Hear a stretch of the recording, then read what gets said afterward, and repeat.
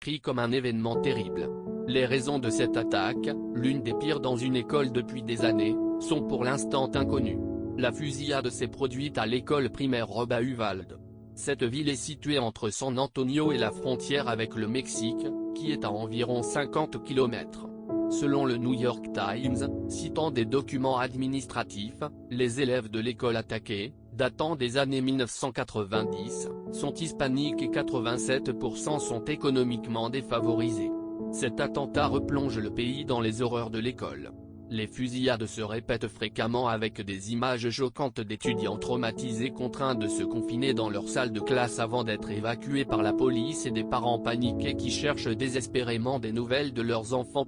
Les États-Unis ont été particulièrement marqués par le drame survenu dans un lycée de Parkland, en Floride, dans lequel 17 personnes, pour la plupart des adolescents, sont décédées en 2018. Il y a fusillade dans des lieux publics aux États-Unis presque chaque jour et les crimes commis avec des armes à feu continuent d'augmenter dans les grandes villes comme New York, Chicago, Miami ou San Francisco, surtout depuis la pandémie de 2020. Mi-mai, les États-Unis étaient secoués par une fusillade raciste, qui a tué 10 Afro-Américains dans un dépanneur à Buffalo, New York.